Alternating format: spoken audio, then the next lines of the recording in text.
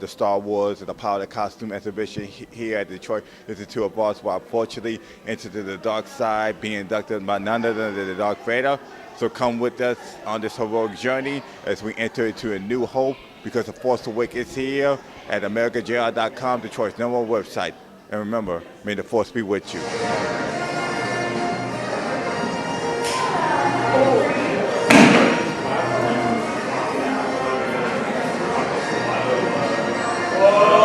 So excited to do it. We thought we wanted to create an exhibition that brought new audiences to the museum and at the same time provided a good art experience. And this exhibition is about the creativity of costume designers, how they come up with these amazing costumes that dress the characters of the films. It is also an exhibition that we are doing in the summer, when normally we don't do exhibitions, and it is targeted to families with young children, which are the target audience for the DIA.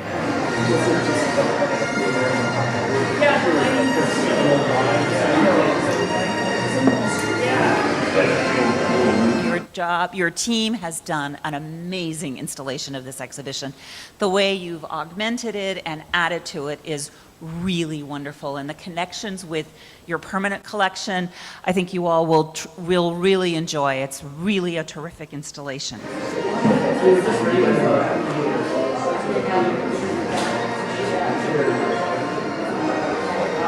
We're inside the Detroit Institute of Arts for the Star Wars and the Power of the Costumes exhibition media preview. And over here, sir, can I have your name, please? Sure. My name is Saul. I'm from the Smithsonian Institution. Okay. And this the third year you're connected with George Lucas doing this exhibition? Yeah. Well, this particular exhibition has been traveling since 2015, just around the United States. We've been to other cities. With Lucasfilm, this is also our third exhibition that we've done with them.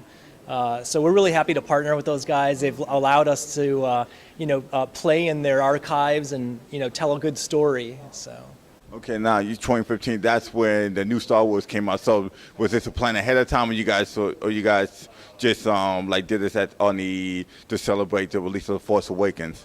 No, actually, this was in production quite a long time beforehand. We're talking about years. So it was actually a nice coincidence that when we premiered this, that movie was coming out, so that gave it an additional buzz. And that's kind of typical with developing an exhibition of this size. It just takes years and years to sort of develop it, come up with concepts, pick the objects, go through all the legal mumbo jumbo. That's all. It takes a long time. So it was a nice coincidence that we were able to premiere the show when that particular movie came out. So.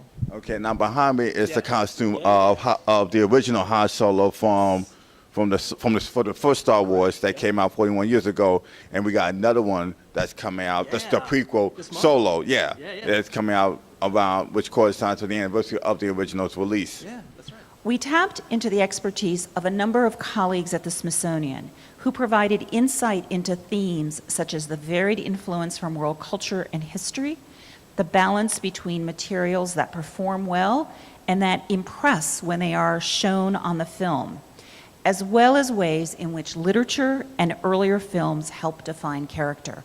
So as you go through the exhibition, also look for those panels by Smithsonian curators. The exhibition here in Detroit features more than 60 film-worn costumes from the Star Wars saga, beginning with the original Star Wars, A New Hope, which debuted 41 years ago. It also includes costumes from the 2015 The Force Awakens. You will also see additional objects on loan from the Lucas Museum, including original concept artwork and props. Salvatore, congratulations to you and to your colleagues on this stunning installation.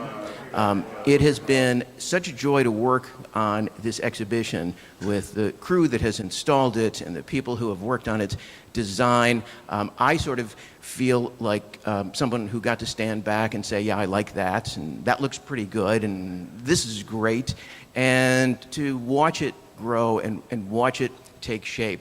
And it reminded me of the experience, since I've been on a number of sets and read enough about it, of actually creating a motion picture, which is a highly collaborative art form. Sometimes when you see a film and it has a personality and it has the ability to affect you your whole life, like a great novel, when you read it over and over again at different times of your life, which is one of the things that is great about the Star Wars saga. It looks a little different to you as you get older. You begin to find different things. You begin to realize that there are, oh yes, there are themes about fathers and sons and mothers and daughters and families and making moral choices in the face of authoritarian terror that might be around you. There are lots of themes other than just the dogfights and the great laser battles that happen in the film that are really interesting and become more interesting in time. All of those things were thought out in advance. And while we couldn't look at every aspect of this epic, focusing on this one, the costumes in the film and the ways that those costumes give us immediate impressions of characters. And sometimes our impressions are turned on their heads later on because you can't always tell a book by its cover. It becomes a fascinating experience to go through the exhibition, even if you've never seen a Star Wars film.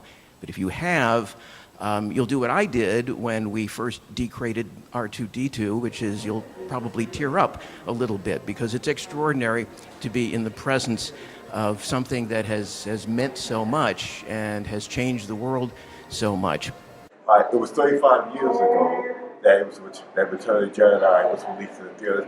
Behind me is the iconic costume Princess Leia wore when she was a slave for Jabba the Hutt.